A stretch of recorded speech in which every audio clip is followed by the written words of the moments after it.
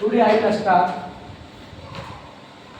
physics of class 9th, chapter 4, gravity. As we know that in previous chapter we learned if you want to change the shape of an object, then you should needed of an external force. And if do you want to an object in motion, then you should need an external force. I mean, if do you want to change any position of an object, then you should need of an external force. मैं ये कहना चाह रहा हूँ, जैसे कि chapter 3 का जो आपका ये लॉ ऑफ मोशन, उसमें आपने पढ़ा था किसी भी ऑब्जेक्ट की यदि आप उसके पोजीशन में यदि आप चेंज करते हो, किसी भी प्रकार में कुछ भी पोजीशन यदि आप चेंज करते हो, उसमें कहीं ना कहीं कुछ ना कुछ एक्सटर्नल फोर्स उसमें लगेगा ही लगेगा। सिमिलरली जैसे कि मेरे हाथ में ये मार्कर है, यहाँ पे रखा हुआ है, ठीक है। इस मार्कर के यदि हम छोड़ देते हैं, इस मार्कर को यहाँ से यदि हम छोड़ दे, ये मार्कर यहाँ से नीचे गिर जाएगा। इसका मतलब है इस मार्कर को मैंने तो रेस्ट में रखा था, लेकिन जब मैंने इस मार्कर को छोड़ा, ये मार्कर मोशन में आ गया। आखिर क्यों? इसका मतलब है इस मार्कर पे कहीं न कहीं से कोई ना कोई एक्सटर्नल फोर्स जरूर लगा। इसी जो एक्सटर्नल फोर्स जो यहाँ पे लगा है, उसी को हम ग्रेविटी फोर्स कहते हैं। क्या कहते हैं? Force of gravity. तो हम स्टार्ट करते हैं, फोर्स ऑफ ग्रेविटी क्या होता है। मेरा टॉपिक होगा फोर्स ऑफ ग्रेविटी क्या होगा। तो it is force of attraction. It is force of attraction का फोर्स। इसमें अट्रैक्ट होता है, एक ऑब्जेक्ट दूसरे ऑब्जेक्ट पे अट्रैक्ट होता है। मेरा मार्कर जो है, ये मेरा मार्कर जो है, मेरा ये जो मार्कर है, ये जो नीचे जो गिरा, फिर क्यों गिरा? क्योंकि ये जो पृथ्वी जो थी, ये पृथ्वी ने मेरे मार्कर को नीचे अट्रैक्ट किया, इसीलिए मेरे मार्कर ने नीचे गिरा। और उसी अट्रैक्शन फोर्स को हम ग्रेविटी कहते हैं। क्या कहते हैं? ग्रेविटी। अट्रैक्ट होता है इसमें, एक दूसरे तरफ खिंचाव होता है इसमें। जैसे कि आपके घर पे यदि कोई बच्चा होगा, क्यूट होगा बहुत ज़्यादा, यदि वो किसी प्रकार के यदि वो नॉटी एक्टिविटी यदि वो दिखाता है, तो आप उसके तरफ अट्रैक्ट हो जाते होंगे। आपका मन करता होगा कुछ ना कुछ इसके साथ में कुछ ना ऐसा छेड़खानी करे। ऐसा क्यों? क्योंकि आप बच्चे की तरफ अट्रैक्ट हो गए। बच्चे का जो उनका जो क्यूटनेस था वो आपको खींच लिया हो। लेकिन उस अट्रैक्शन में और इस अट्रैक्शन में अंतर है। क्या अंतर है? बच्चे आपके तरफ अट्रैक्ट नहीं हो रहे थे, आप बच्चे की तरफ अट्रैक्ट हो रहे थे। लेकिन यहां पे क्या है, मार्कर भी इस पृथ्वी को अपने तरफ अट्रैक्ट कर रहा है। जितने फोर्स से ये मार्कर इस पृथ्वी को अपने तरफ अट्रैक्ट कर रहा है, उतने ही फोर्स से ये पृथ्वी भी इस मार्कर को अट्रैक्ट कर रहा है। जितना फोर्स ये पृथ्वी को अट्रैक्ट कर रहा है, उतना ही फोर्स से पृथ्वी भी इस मार्कर को अट्रैक्ट करता है। अब क्वेश्चन क्रिएट होता है कि सर, दोनों जब बराबर जब फोर्स से ये भी अट्रैक्ट कर रहे हैं और ये भी इक्वली फोर्स से ये अट्रैक्ट कर रहे हैं, तो पृथ्वी क्यों मार्कर को खींच लिया, पृथ्वी क्यों ने मार्कर की तरफ चला गया, जबकि दोनों का तो इक्वल फोर्स है? जवाब दूंगा, कुछ देर के बाद जवाब दूंगा। और मैं एक और मजे की बात मैं बोलना चाह रहा हूं। Every object in the universal, every object in our all universal attract each other by equally force। दुनिया का कोई भी ऑब्जेक्ट हो, कहीं पर भी हो, एक दूसरे को अट्रैक्ट करते हैं और इक्वली फोर्स से अट्रैक्ट करते हैं। मैं यहाँ पे खड़ा हूँ, यहाँ पे ये बोल है, जितने ही फोर्स से मेरा बॉडी इस फोर्स को अट्रैक्ट कर रहा है, खींच रहा है, उतने ही फोर्स से ये बॉडी भी क्या कर रहा है, मेरे बॉडी को अट्रैक्ट कर रहा है। अब क्वेश्चन होता है सर, तो ना ही आप बॉडी के पास गए, नहीं आपका बॉडी जो है बोर्ड के पास गया, ना ही बोर्ड आपके बॉडी के पास खिंचाए, ऐसा क्यों? लेकिन यहाँ पर जो आपने मार्कर जो छोड़ा था, ये मार्कर जो धरती की तरफ आ गया, ऐसा क्यों? It is called rule of balance of nature. यही तो है प्रकृति का बैलेंस। इंसान का बैलेंस बिगड़ जाता है, लेकिन कुदरत का जो बैलेंस होता है कभी नहीं बिगड़ता है। क्योंकि मेरा बॉडी ना ही इसके तरफ गया, ना ही बोर्ड मेरे बॉडी की तरफ खिंचाया, ऐसा क्यों?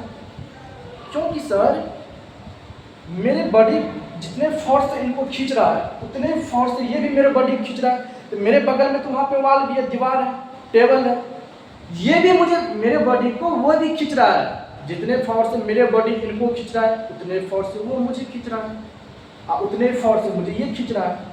जैसे कि यहाँ पे एक लड़का है, यहाँ पे एक और यहाँ पे लड़का,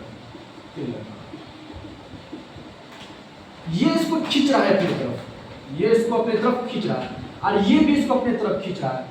तो दोनों यदि इक्वल फोर्स से भी खींचेगा, ये बीच में स्थिर रहेगा, खड़ा रहेगा, ये ना ही उधर जाएगा ना ही उधर जाएगा। वैसा ही कंडीशन यहाँ पर आ गया। मेरे बॉडी को जितना ही फोर्स से ये खींच रहा है, उतने ही फोर्स से दूसरा ऑब्जेक्ट जो है मुझे खींच रहा है। इसीलिए ना ही मैं उधर गया ना ही मैं उधर गया, मैं बीच में यहाँ पर स्थिर हूँ, मैं खड़ा हूँ, लाइक ए स्टैच्यू। सिमिलरली जब ये बोर्ड जो है, बोर्ड को जितने इस बोर्ड को जितने फोर्स से मेरा बॉडी इससे खींच रहा है, उतने फोर्स से ये जो वाल है, जो दीवार है, ये दीवार भी क्या कर रहा है, इस फोर्स से इस बोर्ड को खींच रहा है। इसीलिए ना ही ये उधर जा रहा है ना इधर जा रहा है, बीच में ये बैलेंस होकर के चुपचाप ये खड़ा है।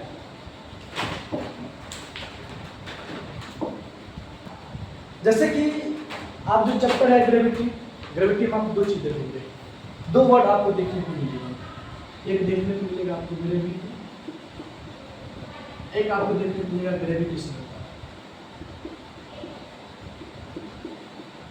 ग्रेविटेशन ज्यादातर टीचर ये बात बोलेगा ग्रेविटी और ग्रेविटेशन में कोई अंतर नहीं होता, अंतर ही नहीं होता, कोई डिफरेंस नहीं होता है, लेकिन दोनों में आसमान धरती का अंतर है। ये जो है फोर्स ऑफ ग्रेविटी और ये जो ग्रेविटेशनल फोर्स है, दोनों में अंतर होता है। क्या अंतर है? जब किसी ऑब्जेक्ट का पृथ्वी के साथ अट्रैक्शन होगा,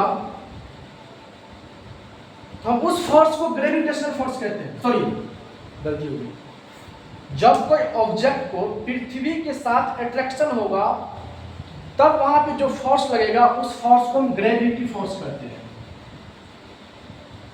जब यदि कहीं बाहर पे सरफेस ऑफ अर्थ पे, जैसे कोई ये धरती है, यहाँ पे एक गाड़ी खड़ा है, मान लो कोई भी गाड़ी है, यहाँ पे एक गाड़ी खड़ा है, कोई, मैंने अभी बोला दुनिया में जितना भी ऑब्जेक्ट है दूसरे को अट्रैक्ट करते हैं। ये गाड़ी भी अपनी तरफ इसको अट्रैक्ट कर रहा है, और ये गाड़ी जो है इसको अपनी तरफ अट्रैक्ट कर रहा है। यानी कि इस दोनों के बीच जो फोर्स लगेगा उसको ग्रेविटेशनल फोर्स कहते हैं। ग्रेविटेशनल फोर्स कहते हैं। ग्रेविटी फोर्स क्या होता है? जब किसी भी ऑब्जेक्ट का अर्थ के साथ जो अट्रैक्शन वाली फोर्स होगी, जो खींचने वाली फोर्स होगी, उसे हम ग्रेविटी फोर्स कहते हैं। जब कोई दूसरे ऑब्जेक्ट, जब कोई दूसरा ऑब्जेक्ट, जब दो ऑब्जेक्ट, जब कोई अन्य अदर दो ऑब्जेक्ट के बीच में जो अट्रैक्शन ऑफ फोर्स होगा, उसे हम ग्रेविटेशनल फोर्स कहते हैं। तो अब मैं एक नया टॉपिक पे मैं बात कर रहा हूँ। ग्रेविटी और ग्रेविटेशनल फोर्स में अंतर आप समझ गए होंगे।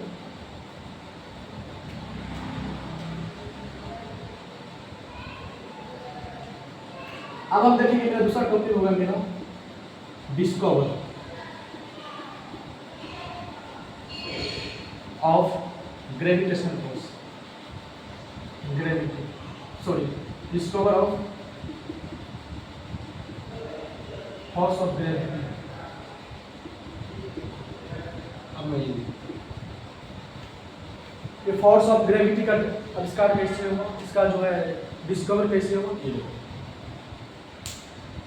इसका जो डिस्कवर जो किया था फोर्स ऑफ ग्रेविटी का, मिस्टर न्यूटन ने किया। कब किया था? शायद 1605 में, शायद मैं कंफर्म नहीं, 1605 में सेंचुरी में का जो है एक फोर्स ऑफ ग्रेविटी का उसने आविष्कार किया था। कैसे किया था? वे एक बार कैम्ब्रिज यूनिवर्सिटी में जब ये पढ़ रहे थे, तो उनके स्कूल में एक प्लेग नाम का एक बीमारी फैल गया था। तो उन्हें 1 साल की छुट्टी दी गई। जब 1 साल की उन्हें छुट्टी दी गई तो अपने घर पे गए। घर पे जाने के बाद वो एक सेब के पेड़ के नीचे बैठे हुए थे, तो उनके ऊपर एक सेब गिरा। तो न्यूटन साहब सोचने लगे यह जो सेब है मेरे सर पे आके गिरा, कहीं इसका, जबकि उस सेब पर मेरे ऊपर कोई फेंका ही नहीं, फिर भी आकर के ये अपने आप मेरे सर पे आके गिर गया।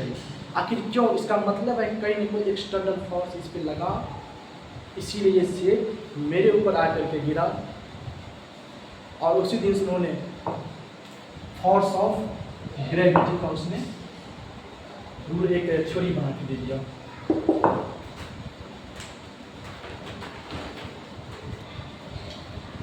तो मैं हर एक टॉपिक को मैं लिखना नहीं चाह रहा हूँ, हल्का हल्का मैं बोल दे रहा हूँ, आप नोट बना के इससे आप लिख लेना। आज जब उन्होंने देखा जो उनके क्या बोल रहे थे हम, न्यूटन साहब के जब सर पे जब एक सेब गिरा तो उसने इस पे सर्च करने लगा कि ये कहाँ से इस पे फोर्स लगा जो मेरे ऊपर आकर के गिर गया। उसी पर उसने एक नियम दिया। क्या नियम दिया? Universal law of attraction.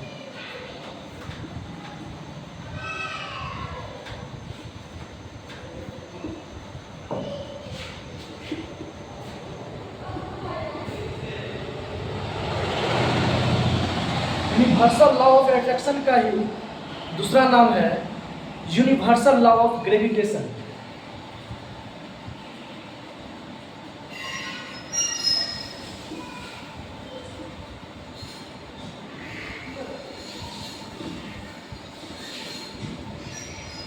याद रखना, एग्जाम में क्वेश्चन आ सकता है कि यूनिवर्सल लॉ ऑफ अट्रैक्शन किसने दिया या यूनिवर्सल लॉ ऑफ ग्रेविटेशन किसने दिया। याद रखना, न्यूटन साहब ने दिए थे। दूसरा, इसी का एक और नाम जाना जाता है, इसको इसका नाम एक और इसका हो जाता है कि Newton's law of gravitation.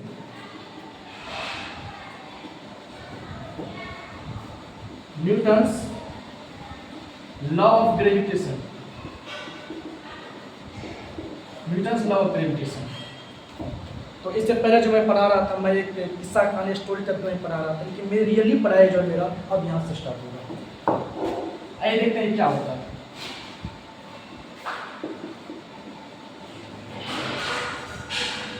According to universal law of attraction बोल दीजिए, या आप यूनिवर्सल लॉ ऑफ ग्रेविटेशन बोल दीजिए, या न्यूटन्स लॉ ऑफ ग्रेविटेशन बोल दीजिए। अकॉर्डिंग टू दिस लॉ, ये लॉ क्या कहता है आप सोचिए। Everybody in the universe attract every another body with a force। क्या मैं कह रहा हूं, मेरे बात को ध्यान दो। Everybody in the universe attract every another body with a force which is directly proportional to the product of mass of that body and inversely proportional to the square of distance between them।